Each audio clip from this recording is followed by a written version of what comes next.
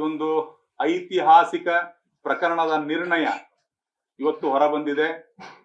ಈ ಒಂದು ಪ್ರಕರಣದಲ್ಲಿ ಯಾರು ಆರೋಪಿತರಿದ್ರೋ ಅವರೆಲ್ಲರನ್ನ, ಅದರಲ್ಲಿ 2 ಜನರನ್ನ ಖುಲಾಸೆ ಮಾಡಿ 2 ಜನರು ಅವರು ಮಾಫಿ ಸಾಕ್ಷಿ ಆಗಿದ್ದರಿಂದ ಅದರಲ್ಲಿ ಆರೋಪಿ ನಂಬರ್ 1 ಬಸವರಾಜ ಮುತ್ತಿಗೆ ಅವರು ಮಾಫಿ ಸಾಕ್ಷಿ ಆಗಿದ್ದರಿಂದ ಅವರ ಸಾಕ್ಷಿಯನ್ನ ಮಾನ್ಯ ನ್ಯಾಯಾಲಯ ಕನ್ಸಿಡರ್ ಮಾಡಿದೆ.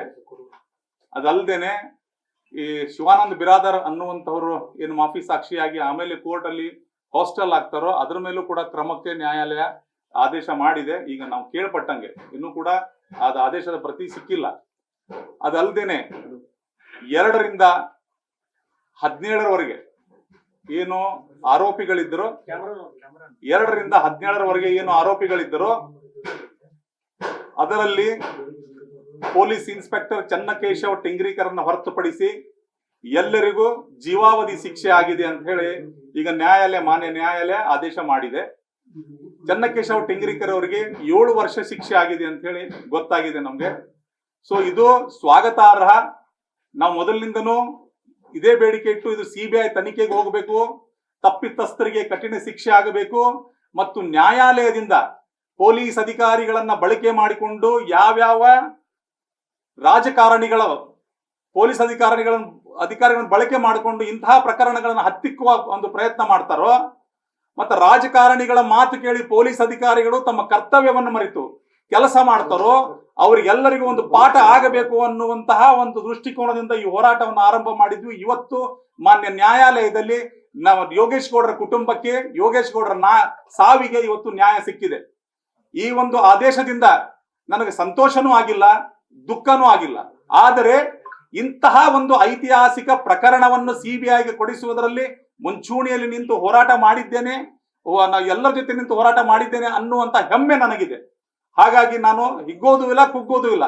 ಇಂತಹ ಪ್ರಕರಣಗಳು ಮುಂದೆ ನಡಿಬಾರದು ಅಂತ ಕೇಳಿದ್ರೆ ರಾಜ್ಯ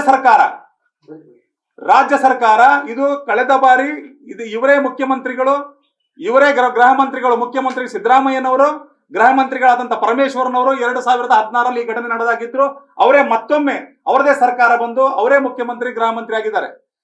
ರಾಜ್ಯ ಸರ್ಕಾರ ಕೂಡಲೇ ಶಿಫಾರಸು ಪತ್ರಗಳನ್ನ ಶಾಸಕರಿಂದ, ಮಂತ್ರಿಗಳಿಂದ ಪಡೆದು ಪೊಲೀಸ್ ಅಧಿಕಾರಿಗಳ ನಿಯುಕ್ತಿ, ಠಾಣೆಗಳಿಗೆ ನಿಯುಕ್ತಿ ಮಾಡೋದನ್ನ ನಿಲ್ಲಿಸಬೇಕು. ಇದರ ಮೇಲೆ ಸರಿಯಾದ ಕ್ರಮವನ್ನು ಜರುಗಿಸಬೇಕು. ಅವಾಗಲೇ ಪೊಲೀಸ್ ಅಧಿಕಾರಿಗಳು ಇಂಡಿಪೆಂಡೆಂಟ್ ಆಗಿ ಕೆಲಸ ಮಾಡಲು ಸಾಧ್ಯ. ಸೊ ಹಾಗಾಗಿ ತಮ್ಮ ಮೂಲಕ ನಾನು ಕೈ ಮುಗಿದು ಮಾನ್ಯ ಸಿದ್ದರಾಮಯ್ಯರನ್ನು ಕೇಳ್ಕೊತೇನೆ, ಶಿಫಾರಸು ಪತ್ರಗಳನ್ನು ತೆಗೆದುಕೊಂಡು ಪೊಲೀಸ್ ಅಧಿಕಾರಿಗಳ ನಿಯುಕ್ತಿಯನ್ನು ಮಾಡೋದನ್ನ ನಿಲ್ಲಿಸಿ. ಮತ್ತು ಅವಾಗ ತಾನೇ ಇಂತಹ ಪ್ರಕರಣಗಳಿಗೆ ಕಡಿವಾಣ ಹಾಕಲು ಸಾಧ್ಯ. ಸೊ ಇದೊಂದು ಐತಿಹಾಸಿಕ ಪ್ರಕರಣ. ಈ ಕೂಡಲೇ ನಾನು ಹೇಳಿದ್ದೆ, ಮೊದಲು ಕೂಡ ನಾನು ಹೇಳಿದ್ದೆ, ಈ ಒಂದು ಪ್ರಕರಣ ದೇಶದ ಕಾನೂನಿನ ಇತಿಹಾಸದಲ್ಲಿ ಇಂತಹ ಪ್ರಕರಣ ಈ ಹಿಂದೆಯೂ ನಡೆದಿಲ್ಲ, ಮುಂದೆಯೂ ನಡಿಲಿಕ್ಕಿಲ್ಲ. ಇವು 313 ಸ್ಟೇಟ್ಮೆಂಟ್ಗೆ ಹೋದ ಮೇಲೆ ರಾಜ್ಯ ಸರ್ಕಾರ ಇದೊಂದು ಪ್ರಕರಣವನ್ನ ಸಿಬಿಐ ತನಿಖೆಗೆ ಒಳಪಡಿಸಿದೆ. ಇವತ್ತು ನಾನು ತಮ್ಮ ಮಾಧ್ಯಮದ ಮೂಲಕ ಅಂದಿನ ರಾಜ್ಯ ಸರ್ಕಾರದ ಮುಖ್ಯಮಂತ್ರಿಗಳಾದಂತ ಸನ್ಮಾನ್ಯ ಶ್ರೀ ಯಡಿಯೂರಪ್ಪರವರಿಗೆ ತಮ್ಮ ಮೂಲಕ ನಾನು ಧನ್ಯವಾದಗಳನ್ನು ಹೇಳಕ್ಕೆ ಬಯಸ್ತೀನಿ. ಈ ಪ್ರಕರಣವನ್ನು ಬಯಲಿಗೆ ತರೋದಕ್ಕೋಸ್ಕರ ನಾವೇನು ಹೋರಾಟ ಮಾಡಿದ್ವಿ, ಆ ಕುಟುಂಬಕ್ಕೆ ಏನು ಮಾತು ಕೊಟ್ಟಿದ್ರು, ನಮ್ಮ ಭಾಗದ ಜನರಿಗೆ ಯೋಗೇಶ್ ಗೌಡರ ಕೊಲೆ ಪ್ರಕರಣವನ್ನು ನಮ್ಮ ಸರ್ಕಾರ ಬಂದು 2 ದಿನದಲ್ಲಿ ಸಿಬಿಐ ತನಿಖೆಗೆ ವಹಿಸ್ತೀನಿ ಅಂತ ಏನು ಸನ್ಮಾನ್ಯ ಮುಖ್ಯಮಂತ್ರಿಗಳು, ಅಂದಿನ ಮುಖ್ಯಮಂತ್ರಿಗಳು ಯಡಿಯೂರಪ್ಪನವರು ಹೇಳಿದ್ರು, ಅವರ ಮಾತಿನಂತೆ ನಡೆಕೊಂಡಿದ್ದರಿಂದ ಇದು ಸಿಬಿಐ ತನಿಖೆಗೆ ಹೋಗಿ ಸತ್ಯಾಂಶ ಇವತ್ತು ಹೊರಗಡೆ ಬಂದಿದೆ. ಸಿಬಿಐ ಅಧಿಕಾರಿಗಳು ಬಹಳ ಚೆನ್ನಾಗಿ ಇದನ್ನ ಎನ್ಕ್ವೈರಿ ಮಾಡಿ ಸಂಬಂಧಪಟ್ಟಂತ ತಪ್ಪಿತಸ್ಥ ಆರೋಪಿತರನ್ನ ತೆಗೆದುಕೊಂಡು ಬಂದು ನ್ಯಾಯಾಲಯದಲ್ಲಿ ನಿಲ್ಲಿಸಿ ಅದನ್ನು ಸಮಗ್ರವಾದಂತಹ ಒಂದು ವಿಚಾರಣೆ ನ್ಯಾಯಾಲಯದಲ್ಲಿ ನಡೆದು ಸಿಬಿಐ ವಕೀಲರು ಚೆನ್ನಾಗಿ ಅದನ್ನ ಕೋರ್ಟ್ ಅಲ್ಲಿ ಮಂಡಿಸಿದ ಮೇಲೆ ಸಾಕ್ಷ್ಯಾಧಾರಗಳನ್ನು ಪರಿಗಣಿಸಿ ಇವತ್ತು ನ್ಯಾಯಾಲಯ ಐತಿಹಾಸಿಕ ತೀರ್ಪನ್ನು ನೀಡಿದೆ. ಸೊ ಹಾಗಾಗಿ ಫಸ್ಟ್ ಡೇ ಯಾವತ್ತು ಈ ಪ್ರಕರಣವನ್ನ ಸಿಬಿಐ ಕೊಡಬೇಕು ಅಂತ ಹೇಳಿ ನಾನು ಪತ್ರಿಕಾಗೋಷ್ಠಿಯನ್ನು ನಡೆಸಿದ್ನೋ ಅವಾಗಿಂದನೂ ಡೈರೆಕ್ಟ್ ಅಂಡ್ ಇಂಡೈರೆಕ್ಟ್ ಥ್ರೆಟ್ಗಳು ಇದ್ದೇ ಇದ್ದು ಇವತ್ತಿಗೂ ಕೂಡ ಇದಾವೆ, ಮುಂದೂ ಕೂಡ ಇರ್ತವೆ. ಈ ಥ್ರೆಟ್ಗಳು ನಿಲ್ಲೋದಿಲ್ಲ. ನನ್ಗೆ ಗೊತ್ತು, ಇಂತಹ ಒಂದು ಕೊಲೆ ಪ್ರಕರಣದಲ್ಲಿ, ಅದು ಹೈ ಪ್ರೊಫೈಲ್ ಕೊಲೆ ಪ್ರಕರಣದಲ್ಲಿ ನಾವು ಹೋರಾಟ ಮಾಡಿದಾಗ ನಾನೇ ಅಲ್ಲ ಯಾರೇ ಹೋರಾಟ ಮಾಡಿದ್ರು ಅವರಿಗಿಂತ ಥ್ರೆಟ್ಗಳು ಇದ್ದಿದ್ದೆ ಸರ್ವೇ ಸಾಮಾನ್ಯ. ಸೆಕ್ಯೂರಿಟಿ ಬೇಕಾ ಸರ್? ನಾನೇನು ಕೇಳಿಲ್ಲ. ಸರ್ ಆಯ್ತು, ನಾನು ಅವ್ರಿಗೆ ಧೈರ್ಯ ತುಂಬುವಂತ ಕೆಲಸ ಮಾಡಿದ್ದೇನೆ ನಿನ್ನೆ ಬಂದು ನಾನು. ಸೊ ನನಗೆ ಯಾವ ಸೆಕ್ಯೂರಿಟಿ ಅವಶ್ಯಕತೆ ಇಲ್ಲ. ನಾನು ನಾನು ನಾನು ಒಂದು ನಂಬಿಕೆಯಲ್ಲಿ ಬದುಕುತ್ತಿರುವಂತವನು. ಎಲ್ಲಿವರೆಗೂ ನನ್ನ ಹಣೆ ಬರ ಗಟ್ಟಿಯಾಗಿದ್ದು ಅಲ್ಲಿವರೆಗೂ ಬದುಕ್ತೀನಿ. ಎಲ್ಲಿಗೆ ನನ್ನ ಸಮಯ ಮುಗಿತು ಅಲ್ಲಿಗೆ ನಾನು ಸಾಯ್ತೀನಿ. ಸೊ ಹಾಗಾಗಿ ನನಗೆ ಸೆಕ್ಯೂರಿಟಿ ಅವಶ್ಯಕತೆ ಏನಿಲ್ಲ. ಈ ಹೋರಾಟ ನಿರಂತರವಾಗಿರುತ್ತೆ, ನಾನು ಮಾಡ್ತಾ ಇರ್ತೇನೆ.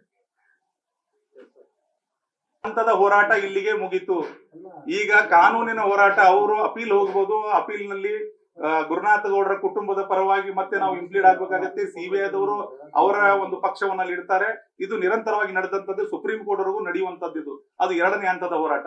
ಇಲ್ಲಿಯವರೆಗೂ ಈ ಹೋರಾಟದಲ್ಲಿ ಏನು ಜಯ ಸಿಕ್ಕಿದೆ, ಆ ಜಯದಿಂದ ನನಗೆ ಹೆಮ್ಮೆ ಇದೆ. ಇಂತಹ ಒಂದು ಐತಿಹಾಸಿಕ ಹೋರಾಟದಲ್ಲಿ ನಾನು ಕೂಡ ಭಾಗಿಯಾಗಿದ್ದೇನೆ ಅನ್ನುವಂತ ಒಂದು ಹೆಮ್ಮೆ ನನಗಿದೆ. ನೀವು ಇಷ್ಟು ದಿನ ಮೇಲಾಧಿಕಾರಿಗಳ ಪ್ರೆಸರ್ ದಿಂದ ಮಾಡಿರ್ತಾರಲ್ಲ, ಇದರಲ್ಲಿ ಮೇಲಾಧಿಕಾರಿಗಳ ಏನಾರ ಬಚಾವಾದ್ರ? ಹಾಗೆ ನನ್ಗೆ ಅನಿಸ್ತಾ ಇಲ್ಲ. ಸಾಕ್ಷ್ಯಾಧಾರಗಳು ಯಾರ ಮೇಲೆ ಲಭ್ಯ ಆಗಿದೋ ಅವ್ರನ್ನೆಲ್ಲರನ್ನು ಕೋರ್ಟಲ್ಲಿ ನಿಲ್ಲಿಸಿದ್ದಾರೆ. ಇವರು ಯಾರು ಇವತ್ತು ಅವ್ರ ಮೇಲೆ ಆಪಾದನೆ ಪ್ರೂವ್ ಆಗಿದೆ, ವಿಚಾರಣೆ ಹಂತದ ಸಮಯದಲ್ಲಿ ಅವರ ಮೇಲೆ ಮೇಲಾಧಿಕಾರಿಗಳು ಪ್ರೆಷರ್ ಹಾಕಿದ್ರೆ ಅವ್ರು ಹೇಳ್ಬೇಕಿತ್ತು, ಎನ್ಕ್ವೈರಿಯಲ್ಲಿ ಬಾಯಿ ಬಿಡಬೇಕಿತ್ತು. ಅವ್ರು ಹೇಳಿಲ್ಲ. ಅವ್ರು ಮುಚ್ಚಾಕೊಂಡು ಮೇಲಾಧಿಕಾರಿಗಳನ್ನು ಬಚಾವ್ ಮಾಡುವಂತ ಕೆಲಸ ಮಾಡಿದ್ದಾರೆ. ಇವತ್ತು ನನಗೇನಾಗುತ್ತೆ ಬಿಡ, ನಾನು ಪೊಲೀಸ್ ಅಧಿಕಾರಿಗೆ ಅದೇನಿ, ನಾನು ಬಚಾವ್ ಆಗ್ತೀನಿ ಅಂತ ಹೇಳಿ ಒಂದು ಹುಂಬದೇರಿಯಿಂದ ಮುಂದೋಗಿರ್ಬೋದು. ಆರಂಭದಲ್ಲಿ ತನಿಖೆ ಆದಿ ತಪ್ಪು ಅಂತ ಧಾರವಾಡದಲ್ಲಿ. ಹೌದು, ಆದಿ ತಪ್ಪದಾಗ ಸೂಪರ್ವೈಸರ್ ಮಾಡಕ್ಕೆ ಎಸಿಪಿ ಇರ್ತಾರೆ, ಡಿಸಿಪಿ ಇರ್ತಾರೆ, ಕಮಿಷನರ್ ಇರ್ತಾರೆ. ಸೂಪರ್ವೈಸರ್ ಮಾಡ್ಲಿಲ್ಲ, ಅವ್ರ ಲ್ಯಾಪ್ ಅಲ್ವಾ ಇದು? ಸರ್ ನೋಡಿ, ಇದು ಆರಂಭದ ಏನು ರಾಜ್ಯ ಸರ್ಕಾರದ ರಾಜ್ಯ ಪೊಲೀಸರು ಏನು ಚಾರ್ಜ್ ಶೀಟ್ ಸಲ್ಲಿಕೆ ಮಾಡಿದ್ರು 2016ರಲ್ಲಿ ಕೊಲೆ ಆದ ನಂತರ ಅದರಲ್ಲಿ ಸಾಕಷ್ಟು ಲೋಪದೋಷಗಳಿದ್ವು. ಅಲ್ಲಿ ಸಾಕಷ್ಟು ಲೋಪದೋಷಗಳಿದ್ದರಿಂದಲೇ ಈ ಪ್ರಕರಣವನ್ನು ಸಿಬಿಐ ಕೂಡ ಅಂತ ಹೋರಾಟ ಮಾಡಿದ್ವಿ. ಆ ಹೋರಾಟದ ಭಾಗವಾಗಿಯೇ ಮುಂದೆ ಹೋಗಿ ಸಿಬಿಐ ಹೋದ್ಮೇಲೆ ಸಾಕಷ್ಟು ಪೊಲೀಸ್ ಅಧಿಕಾರಿಗಳು ಇದರಲ್ಲಿ ಆರೋಪಿಗಳಾಗಿದ್ದಾರೆ. ಸೊ ಹಿರಿಯ ಅಧಿಕಾರಿಗಳು ಕೆಲವೊಂದಿಷ್ಟು ಹೆಸರುಗಳು ಕೋರ್ಟ್ ಮುಂದೆ ಬಂದಿದೆ, ಸಾಕ್ಷಿಗಳಿಂದ ಬಂದಿದೆ. ಈ ಕೋರ್ಟ್ ಅದರಲ್ಲಿ ಏನು ಅವರ ಮೇಲೆ ಏನು ಕ್ರಮ ಕೈಗೊಳ್ಳುತ್ತೆ ಅನ್ನೋದು ಸಂಪೂರ್ಣ ಆದೇಶದ ಪ್ರತಿ ಬಂದ ಮೇಲೆ ಗೊತ್ತಾಗುತ್ತೆ. ಸೊ ಚನ್ನಕೇಶವ ಟಿಂಗ್ರಿಕರ್ ಆರೋಪಿ ನಂಬರ್ 19 ಏನು ಪೊಲೀಸ್ ಇನ್ಸ್ಪೆಕ್ಟರ್ ಇದ್ರು, ಅವಾಗ ಇನ್ವೆಸ್ಟಿಗೇಷನ್ ಆಫೀಸರ್ ಆಗಿದ್ರು. ಅವರಿಗೆ 7 ವರ್ಷ ಶಿಕ್ಷೆ ಆಗಿದೆ. ಬಾಕಿದವರೆಲ್ಲರಿಗೂ ಜೀವಾವಧಿ ಶಿಕ್ಷೆ ಆಗಿದೆ ಅಂತೇಳಿ ಈಗ ತಾನೇ ಆಪ್ ಅಲ್ಲಿ ನಾನು ಕೇಳ್ಪಟ್ಟೆ. ಮಕ್ಕಳಿಗೆ ಆ ಒಂದು ಹೋರಾಟದಲ್ಲಿ ನಾನು ಪಾಲ್ಗೊಂಡಿದ್ದೇನೆ ಅಂತ ಹೇಳಿ ವಿನಯ್ ಕುಲಕರ್ಣಿ ಅವರು ನಿವೇದನೆ ಮಾಡ್ಕೊಂಡ್ರು. ಇದರಲ್ಲಿ ರಾಜಕೀಯ ಹುನ್ನಾರದೆ, ನನ್ನ ರಾಜಕೀಯದಿಂದ ಶಿಕ್ಷೆ ಹಾಕ್ಸಿದ್ರು ಅಂತ, ಅದಕ್ಕಾಗಿ ಶಿಕ್ಷೆ ಕಡಿಮೆ ಮಾಡಬೇಕು ಅಂತ ಕೇಳ್ಕೊಂಡ್ರು. ಇದ್ರ ಬಗ್ಗೆ ಏನ್ ಹೇಳ್ತೀವಿ ಸರ್? ನನಗೆ ಯಾವಾಗ ಕೇಳಿದ್ರು ಅದು ಗೊತ್ತಿಲ್ಲ. ನಿನ್ನೆ ಕೋರ್ಟ್ ನಲ್ಲಿ ಇದು ರಾಜಕೀಯ ಷಡ್ಯಂತ್ರ ಸರ್, ಇದು ರಾಜಕೀಯ ಷಡ್ಯಂತ್ರ ಆಗಿತ್ತು ಅಂತ ಕೇಳಿದ್ರೆ ಸಿಬಿಐ ತನಿಖೆಯಲ್ಲಿ ಹೊರ ಬರ್ತಿತ್ತು. ಇದು ರಾಜಕೀಯ ಲಾಭಕ್ಕಾಗಿ ನಡೆದಿರುವಂತಹ ಕೊಲೆ. ಯೋಗೇಶ್ ಗೌಡ ನನ್ನ ಮುಂದೆ ಎಲ್ಲಿ ಬೆಳಿತಾನೋ ಅಂತ ಹೇಳಿ ತಮ್ಮ ರಾಜಕೀಯ ಲಾಭಕ್ಕಾಗಿ ನಡೆದಂತಹ ಕೊಲೆ. ಹಾಗಾಗಿ ಇದರಲ್ಲಿ ಯಾವ ರಾಜಕೀಯ ಷಡ್ಯಂತ್ರ ಇಲ್ಲ. ಇದರನ್ನ ಸಮೀಪದಿಂದ ನಾವು ಹೋರಾಟ ಮಾಡಿದ್ರಿಂದ ಇದೆಲ್ಲ ಸುಳ್ಳು ಆರೋಪಗಳಿವೆಲ್ಲ. ಸೊ ಮತ್ತೆ ಇಂತಹ ಒಂದು ಪ್ರಕರಣಗಳಲ್ಲಿ ಒಬ್ಬ ಜಿಲ್ಲಾ ಉಸ್ತುವಾರಿ ಸಚಿವರಾಗಿ ಅವತ್ತೇ ಅವರ ಪಾತ್ರ ಇಲ್ಲದೆ ಹೋಗಿದ್ರೆ ಅವತ್ತೇ ಅವರು ಇದನ್ನ ನಾವು ತನಿಖೆಗೆ ಒಳಪಡಿಸ್ತೀವಿ, ಉನ್ನತ ಮಟ್ಟದ ತನಿಖೆ ಮಾಡ್ತೀವಿ ಅಂತ ಹೇಳ್ಬೋದಿತ್ತಲ್ಲ. ಅವತ್ತೇ ಅವಾಯ್ಡ್ ಮಾಡ್ಕೊತಾ ಹೋದ್ರು. ತಾವು ಸಿಕ್ಕಾಕೊಂಡ ಮೇಲೆ ಸುಮ್ಮನೆ ಯಾರದ್ರ ಮೇಲೆ ಒಂದು ಆರೋಪ ಮಾಡೋದು. ನೋಡ್ರಿ, ಎದೆಗಾರಿಕೆ ಬೇಕು. ನಾನು ತಪ್ಪು ಮಾಡಿದ್ರೆ ನಾನು ತಪ್ಪು ಮಾಡಿದ್ದೀನಿ ಅಂತ ಹೇಳೋ ಎದೆಗಾರಿಕೆ ಬೇಕು. ಅವಾಗ ಹೋಗಿ ಎಲ್ಲಾ ವ್ಯವಸ್ಥೆನೂ ಅಂದ್ರೆ ಆತ್ಮ ಅವನಿಗೆ ಆತ್ಮದಲ್ಲಿ ಅನಿಸ್ಬೇಕು, ಹೌದು ನಾನು ತಪ್ಪು ಮಾಡಿದ್ದೇನಪ್ಪ. ಆ ಎದೆಗಾರಿಕೆ ಅಂತ ಹೇಳ್ಬೇಕು, ಹೌದು ನಾನು ತಪ್ಪು ಮಾಡಿದ್ದೇನೆ. ಆ ಎದೆಗಾರಿಕೆನೇ ಇಲ್ಲ ವಿನಯ್ ಕುಲಕರ್ಣಿ ಅವ್ರಿಗೆ. ಸುಮ್ಮನೆ ಆರೋಪಗಳನ್ನು ಮಾಡ್ತಾವ್. ಇವತ್ತು ಶಿಕ್ಷೆ ಪ್ರಕಟ ಆದ್ಮೇಲೆ ಆರೋಪ ಮಾಡ್ಕೋತಾ ಹೋದ್ರೆ ಸೊ ಅದು ಸುಳ್ಳು ಆರೋಪಗಳನ್ನು ಮಾಡ್ತಾ ಹೋಗ್ತಾರೆ. ಇವೆಲ್ಲ ಇರೋವು ಸರ್, ಆರೋಪಗಳು ಪ್ರತ್ಯಾರೋಪಗಳು ಇರೋವು. ಅದ್ರ ಬಗ್ಗೆ ಬಹಳ ತಲೆ ಕೆಡಿಸ್ಕೊಳ್ತಾರೆ. ಆರೋಪಿ ಮಾಫಿ ಸಾಕ್ಷಿಯಾಗಿದ್ದಕ್ಕೆ ಬಲ ಬಂತ ಕೇಸಿಗೆ. ಇದ್ರಲ್ಲಿ ನೋಡಿ, ಈ ಪ್ರಕರಣದಲ್ಲಿ ಸಾಕಷ್ಟು ಸಾಕ್ಷ್ಯಾಧಾರಗಳಿದಾವೆ. ಈ ಪ್ರಕರಣದಲ್ಲಿ ಚಾರ್ಜ್ ಶೀಟ್ ಅನ್ನು ತಾವು ಓದಿ ನೋಡಿದ್ರೆ ಸಾಕಷ್ಟು ಸಾಕ್ಷ್ಯಾಧಾರಗಳದಾವು. ಈ ಪ್ರಕರಣದಲ್ಲಿ A1 ಆರೋಪಿ ಮಾಫಿ ಸಾಕ್ಷಿಯಾಗಿದ್ದರಿಂದ ಬಲ ಬಂತು, ಅದರಲ್ಲಿ 2 ಮಾತಿಲ್ಲ. ಅದಲ್ಲದೆ ಐ ವಿಟ್ನೆಸ್ಗಳು 164 ಸ್ಟೇಟ್ಮೆಂಟ್ ಅನ್ನ ಕೊಟ್ಟು 164(5) ಸ್ಟೇಟ್ಮೆಂಟ್ ಅನ್ನ ಕೊಟ್ಟು ಮುಂದೆ ಕೋರ್ಟ್ ಒಳಗಡೆ ಬಂದು ಹಾಸ್ಟೆಲ್ ಆದ್ಮೇಲೆ ಅವರು ಆ ಜಾಗದಲ್ಲಿ ಇದ್ರು ಅನ್ನೋದಕ್ಕೆ ಸಿಸಿಟಿವಿಯಲ್ಲಿ ರುಜುವಾತಾಗಿದೆ. ಸಿಸಿಟಿವಿ ಒಂದು ಸೈಲೆಂಟ್ ವಿಟ್ನೆಸ್ ಆಗಿದ್ದರಿಂದ ಇವತ್ತು ಮಾನ್ಯ ನ್ಯಾಯಾಲಯ ಅದನ್ನು ಪರಿಗಣಿಸಿ ಕೊಟ್ಟಿರ್ಬೋದು ಅಂತ ಅನ್ಸ್ಕೋತೀನಿ. ಯಾಕಂದ್ರೆ ನಂತರ ಆದೇಶದ ಪ್ರತಿ ಇಲ್ಲ.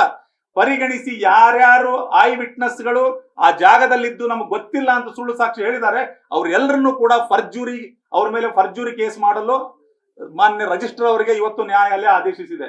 ಅದಲ್ಲದೆ ಪೊಲೀಸ್ ಅಧಿಕಾರಿಗಳು ಶಿವಾನಂದ್ ಚಲವಾದಿ ಅಂತಹ ಒಬ್ಬ ACP ರ್ಯಾಂಕಿನ ಅಧಿಕಾರಿ ಮತ್ತೆರಡು ಜನ ಪೊಲೀಸ್ ಅಧಿಕಾರಿಗಳು 164 ಸ್ಟೇಟ್ಮೆಂಟ್ ಕೊಟ್ಟು ಬಂದು ನ್ಯಾಯಾಲಯದಲ್ಲಿ ಸುಳ್ಳು ಸಾಕ್ಷಿ ಹೇಳಿದ್ದಕ್ಕಾಗಿ ಅವ್ರ ಮೇಲೂ ಕೂಡ ಫರ್ಜೂರಿ ಕೇಸ್ ದಾಖಲು ಮಾಡಲು ಆದೇಶಿಸಿದೆ ನ್ಯಾಯಾಲಯ. ನೀವು ಸಣ್ಣ ಆಗ್ಬೇಕಲ್ವಾ? ಅದು ಒಂದು ಉತ್ತಮ ಆಹಾರದಿಂದ ಸಣ್ಣ ಆಗ್ಬೇಕಲ್ವಾ? ಪ್ರತಿದಿನ ನಮ್ಮ ಜೀನಿ ಸ್ಲಿಮ್ ನ ಯೂಸ್ ಮಾಡಿ ಯಾವುದೇ ಸೈಡ್ ಎಫೆಕ್ಟ್ ಇಲ್ದಂಗೆ ನೀವು ಸಣ್ಣ ಆಗ್ತೀರಾ.